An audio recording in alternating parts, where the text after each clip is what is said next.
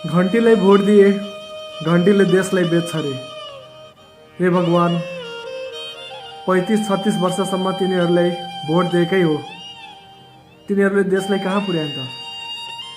त्यो देश एउटा बेचेको बराबर भन्ने नै भयो, देश बेचेकै बराबर भयो।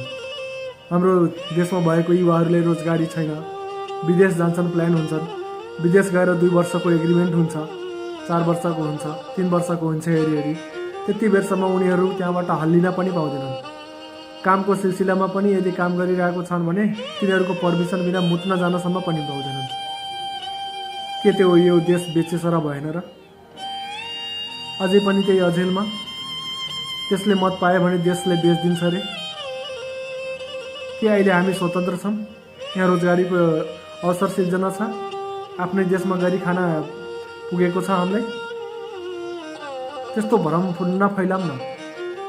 यदि साँच्चै नै हामी सुखी छौँ, रोजगारीको अवसर सिर्जना छ भने भादो 23 र 24 गतेको त्यो जनजी आन्दोलन भएकै हुन्थेन, बिना मतलबको 76-77 जना मारेकै हुन्थेनन्।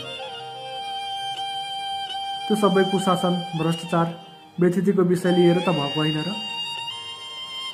अझै पनि त्यही थियो, सत्तामा भएको 76-77 जनालाई मारिदिने, प्रधानमन्त्री भएको, गृहमन्त्री भएको त्यही सरकारहरूले, तिनीहरूले सरकारमा भएको बेला अझै तिनीहरूले नै भोट हालेर हामीले जिताइदिनु पर्ने, अझै उल्टै भाषण गरिदिने, तिनीहरूले देश बेचिदिन्छन् रे, देशलाई बर्बाद पारिदिन्छन् रे। तिमीहरूले एकचोटि आफूलाई फर्केर हेर न, 35-36 वर्षसम्म के गर्यो, देशलाई कहाँ पुर्यायो, देशको गति के भयो? भयभरको पुरै सरकारी कारखानाहरू, फ्याक्ट्रीहरू, धागा कारखाना, जुट मिल, चिनी कारखानाहरू, सिमेन्ट फ्याक्ट्रीहरू, टायर फ्याक्ट्रीहरू सबै त बेच्यौ तिमीहरूले। बरु अझ दोषहरूले लाउने लाज शरम छैन तिमीहरूमाथि? एकचोटि पनि तिमीहरूले सोच्न पर्दैन हामीले के गर्यौँ देशले? अझै हजुरमाथि कलङ्क लगाउने, आफूले जसरी हुन्छ म हामी सत्तामा आम भनेर अझै त्यही कन्सेप्ट राख्ने। बरु यत्रो वर्षसम्म गऱ्यो अब सक्दैन भनेर हात उठाएर सत्ता छोडे भइगयो नि। युवाले चाहेछन्, युवाले देश चलाउन खोजेछन्।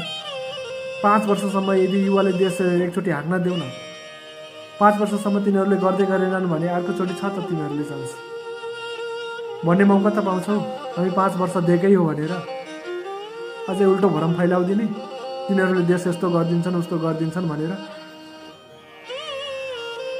सचेत रहनु होला, चुनाव आइसक्यो, अब 3 दिन मात्रै बाँकी छ। त्यही भएर आफ्नो मतको सही सदुपयोग गर्नु होला, सही व्यक्तिलाई भोट दिनुहोस्, आउन लागेको नयाँ सरकारलाई बहुमत बनाउनुहोस्, उनीहरूको जित गराउनुहोस् र उनीहरूले एउटा देशमा जुन नयाँ क्रान्ति चल्न खोजिरहेको छन्, देशलाई राम्रो बनाउन खोजिरहेको छन्, त्यसमा सफल पार्न सबैजनाले मिलेर सहयोग गर्नुहोस्, आफ्नो मत परिवर्तन गर्नुहोस्, देश आफै परिवर्तन हुन्छ भनेर आशाको साथ म आफ्नो भिडियो यहीँ अन्त्य गर्छु। जय देश, जय नेपाल।